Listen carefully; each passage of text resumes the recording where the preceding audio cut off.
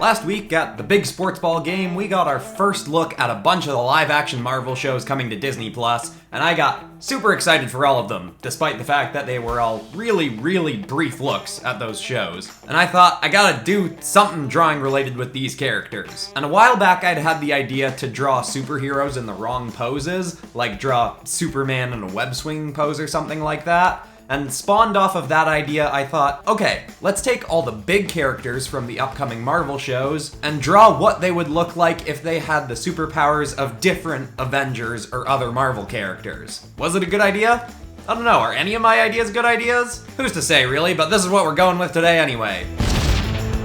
Now, a large part of the reason that I wanted to do this episode in the first place was because I just really wanted to draw something Scarlet Witch related. I haven't drawn her many times, but I think she's such an awesome character, and I'm so excited for her to be getting more play in the next round of Marvel stuff, both in WandaVision and in the second Doctor Strange movie, which apparently is going to have a bit of a horror vibe to it, so I'm super excited to see what they do with that and with her in that movie. And for some reason, the very first idea with her that I had was to give her Mjolnir and give her Thor's powers and sort of a bit of Thor's look mixed in with her classic look. I end up giving her what is it called, like a tiara? They worked it into the trailer for the new show, and I guess it's gonna be a part of the show in some way, although it looks like a kind of cheap Halloween style costume, so I don't know, I'm super excited to see what they're doing with that, and WandaVision in general. And inspired by the last community redraw, which part of the theme was encouraging people to experiment with their line weight, I really tried to push that even more in this drawing, and I really like how it turns out. It definitely does make things cartoony-er looking when I put a really thick outline on the exterior, but the mix of the thick outline on the outside and a lot of variety inside also has this sort of comic-ish look. It almost kind of makes me think a little bit of the style of the characters in Fortnite for some reason, which doesn't exactly make sense because they're 3D models and they don't have outlines to them, so far as I can think. I know in some video games the characters will have a bit of a black outline, but anyway, why have I gotten off the topic of talking Marvel? I really love drawing Scarlet Witch. I think I want to draw her a lot more, and admittedly there are a few things that I tweak in this drawing after the fact. I end up changing a bit of the hue of some of the grays on her to make them a little bit more red, to make her stand out from the background. I also get rid of this lightning, just because I felt like it was drawing a bit too much attention and wanted more focus on her, but besides that, kept it pretty much the same, added a bit more stuff to the background, and I'm quite happy with this one for the first drawing of the video. So I hope you enjoy our Scarlet Thor.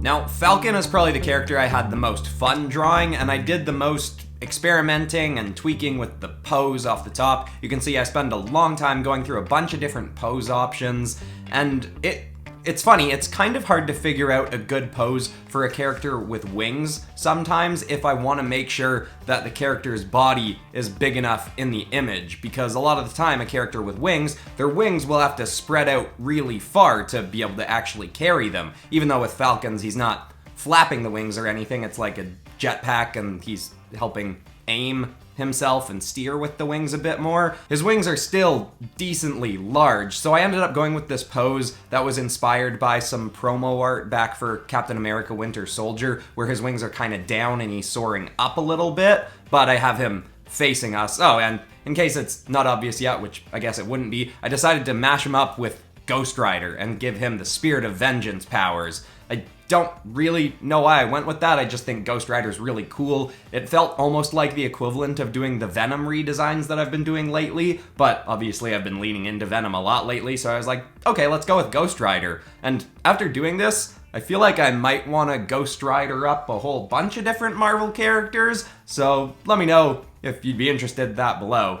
But anyway, the other thing that you might notice about this is I had two reference images for his costume. One of them is concept art that I'm not sure if it was leaked official concept art or if it was just early roughing stage. It might not actually be what his costume's gonna look like. Either way, I'm cool with it. I think it's a cool design, but obviously, hopefully at some point in the series, Falcon and Winter Soldier that we're getting, he's gonna get an actual Captain America style suit, because the story is something like he's supposed to officially become Captain America because he was handed the shield, but then the US government has decided, nah, we're gonna make our own Captain America, and I'm super excited to see what they do with this. And obviously you can see I added a bit of skeletal bat wings to his costume because I thought that was a kind of cool way to add in some more bones from the Ghost Rider design. I had a lot of fun with this, did some experimenting, the skull shape's a bit weird, but overall I'm pretty happy with it, and I hope you all like Ghost Falcon.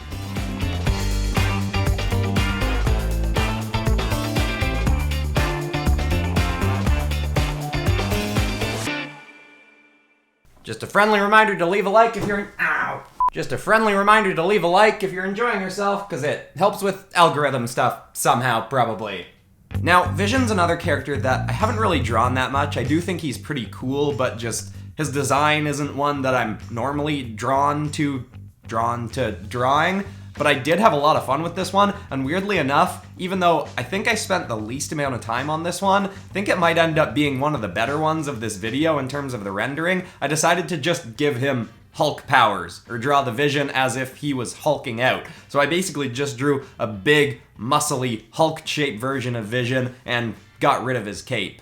I guess I probably could have worked it in there, but I was like, let's just get it out of there. I don't want it muddying up the back muscles at all. I want them kind of in there. I've been trying to experiment more with drawing this kind of pose where the character's shoulders and back muscle are all kind of framing the head, because I've found that a lot of the drawings I've really liked lately have characters leaning over because we are more focused on the head because their body is used as a framing device for their own head, which I don't know if I phrased that well, but I kind of did that with the Reinhardt drawing in Overwatch D&D, and the Todoroki drawing, he's kind of crouched over and his arms are framing his head a bit. Basically, I've been trying to play around with how I'm framing a character when I'm not drawing them in a full environment, because I never really thought about the fact that I can frame them with their own body. That's something I've talked about in terms of actually drawing characters with wings in the past, where you can use the wings to frame the core part of the character. But I never really thought about it too much with just human characters that don't have things like wings or tails or shooting webs. I also did something slightly different with the coloring on this one. I didn't outline all of his different details in black first and then pop in the colors. You could see I kind of did my usual process and then blocked out some stuff like I would do with the shading with the lasso tool, and then drop in some lighter colors because Vision's body, the colors kind of meld from one to the other a little bit, and I thought, this would save time, and I could just mess around with how I wanted the colors a little bit more, and I wouldn't be locked in immediately after the inking stage. I don't have a fun name for this one, but I just kind of went with Vulk.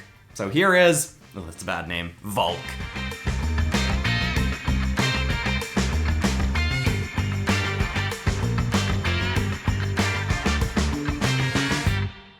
Now with Winter Soldier, I decided to give him an Iron Man suit. I just thought it would be kind of cool. He's already got some, he's got like a metal limb to him already, and I thought it would be kind of fun working that arm design into an Iron Man suit where that arm's kind of different looking than the rest of him. I don't know why I ended up going with this, but I gave him a sort of shieldy thing popping out of his arms blocking stuff. I don't make it Captain America-y looking, but I just thought it was kind of cool, and this was another framing experiment. I wanted to try having the bullets kind of framing the core part of his body, kind of like how the arrows are framing Reinhardt in that Overwatch D&D episode from a few back. Oh, I'm gonna forget to say this later, so by the way, Overwatch D&D is coming out on Monday, the 4th episode. I know it's been a long time since I put one out, but it's finally coming.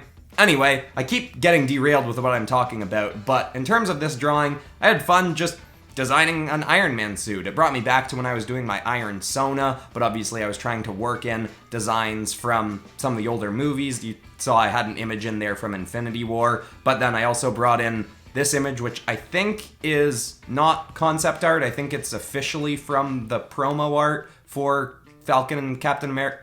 What's it called? The Winter Soldier and Falcon, whatever order those two names are in. I think this is official art from the show, so he's gonna have that nice vibrant blue look, and I decided to work that into the outfit. Overall, this one's not a super creative design, and I still do not totally love how I draw Iron Man faces a lot of the time. I don't know why I always struggle with that. They're kind of simple, but just the slight curve to them makes them a little bit more difficult to draw than a regular face. But overall, I had fun with this. It was fun messing around with some of the colors, having him blocking some stuff. I don't think this framing works as well in this case because so much of the drawing is happening below this framing that I think the image actually works better when you crop it in, kind of like it is here. But obviously, when I'm doing drawings like this, I try to draw the whole character's body. But overall, I'm still happy with this one. I just think I did cooler stuff with some of the other drawings. But anyway, I hope you enjoy our Iron Winter.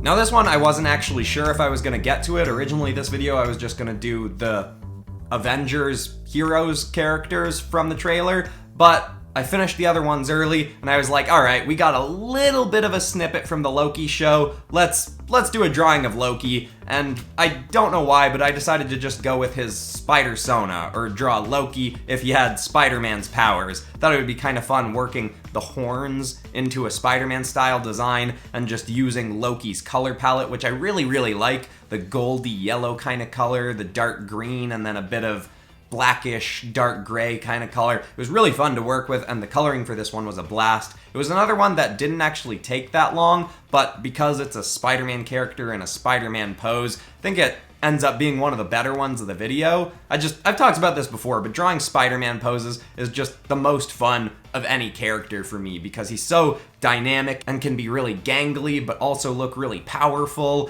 It's just so much easier to work a lot of movement into a Spider-Man pose. In terms of the show, like most people, I don't really know where they're going with it, although in that trailer I've heard that because of the logo on his shirt, it seems like he's been arrested by the Time Variance Authority, who are people that stop you from messing around with time travel. And I've heard the show is going to take place in a lot of different eras, so I don't know what's going on with it, but I kind of like that. That's something I'm really excited about for the upcoming Marvel stuff, especially the TV shows, is that I don't know where they're going with it. I think I'm actually more excited for some of these TV shows than I am for a lot of the upcoming movies, because I mean, The Mandalorian was really great, and while it is a different team, I think it at least leans into the idea that Disney is really putting a lot of effort to make at least their first set of big shows really good and successful, and they might be letting the creators take a little bit more creative freedom because they're TV shows and not movies.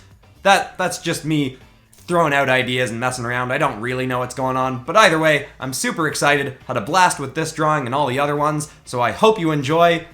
Oh, I don't have a name for this one. Spider-Man Loki.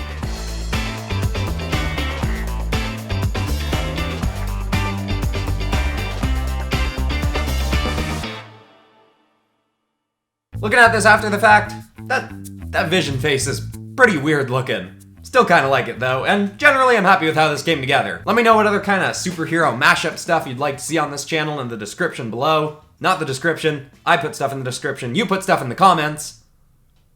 This is what I do when a train's going by. I usually freeze in spot so that there's consistency between my poses, and just wait for it to pass so I can continue whatever I was saying. Which I've forgotten at this point.